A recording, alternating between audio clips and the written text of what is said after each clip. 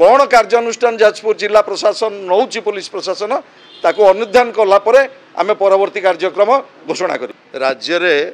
विपर्यस्त आईन श्रृंखला परिस्थिति रो जो चरम अवगति होती एवं विशेषकर जाजपुर जिलार धर्मशाला निर्वाचन मंडली रे निर्वाचन परठारु आज पर्यंत 10 मास भितर जो भली भाव पुलिस प्रशासन हाथबारिश रे जो भली भाव अपराधीमूलक कार्य सृष्टि करा जाउची एवं स्थानीय विधायकों प्ररोचन रे जाजपुर पुलिस प्रशासन एवं विशेषकर पुलिस अधीक्षक डीएसपी अच्छी तांको नॉलेज रे जो भली भाव घटना घटी एवं निर्वाचन पर आज पर्यंत 8टी घटना घटिलानी से संपर्क में जाजपुर जिला पुलिस संपूर्ण निरवद्रष्टा साजिची एवं जो भली भाव जड़े पूर्वतन विधायक को मरणांतक आक्रमण करा जायछि आज पर्यंत मध्य जो मानकु आपण माने गणमाध्यम देखैथिले से घटना सहित संपृक्त कौनसी अपराधी की आज पर्यंत गिरफ करा जाई नाही। आरुआ गाँ को जेतेबेले पूर्वतन विधायक जीतू बलवंतराय जाइथिले सेतेबेले तांको मरणांतक आक्रमण करा जाइथिला एवं आपण मानकर गणमाध्यम से कथा सबू भल भाव प्रदर्शित करथिले एवं जाजपुर जिलार धर्मशाला रे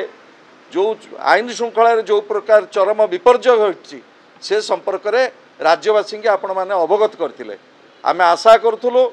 जे निश्चित भाव में पूर्वतन मुख्यमंत्री विरोधी दल नेता श्रीयुत नवीन पट्टनायक जेतेबेले उद्वेग प्रकाश कले जे धर्मशाला रे एभली घटना को निंदा कले आमे आशा करूँ निश्चित भाव में जिला पुलिस प्रशासन गोटे दृढ़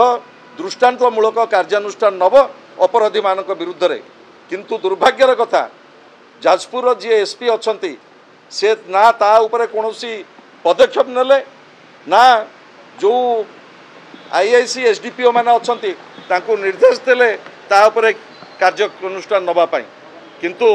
3 जन अपराधी की जहाँ कहुच्छी धरा जाइछि बोली तांको सरेंडर करा जाइछि किंतु गणमाध्यम जो मानू देखा जाइतिला जनकू मध्य आज पर्यंत गिरफ करा जाई नाही। आज जाजपुर जिला पुलिस प्रशासन एभली आभिमुख्य विरुद्ध रे विशेषकर एसपी एभली आभिमुख्य विरुद्ध रे आज पुलिस महानिर्देशक डीजी को आज डीजी महोदय को आज आम भेटिचु विजु जनता दल तरफ आम तरफ मान्यवर विधायक माने दलर नेतृमंडली आम भेटिकी राज्य रे विपर्यस्त आईन श्रृंखला एवं विशेषकर जाजपुर जिले में जो भली भाव में धर्मशाला रे 8टी घटना घटिला पर मध्य एसपी आभिमुख्य को आम निंदा करने सहित डीजी महोदय को अनुरोध करचु एवं दाबीपत्र देचु तुरंत ए बाबद दृढ़ कार्यानुष्ठान ग्रहण करा जाऊ एवं आम आशा रखुचु एवं भरोसा रखीचु डीजी महोदय को ऊपर निश्चित भाव में दृढ़ कार्यानुष्ठान नियाजिबो ए घटनार गोटे लॉजिकल एंड को नियाजिबो एवं आउ 15 दिन पर कौन कार्यानुष्ठान जाजपुर जिला प्रशासन नौ पुलिस प्रशासन ताको अनुध्यान कलापर आम परवर्ती कार्यक्रम घोषणा करी।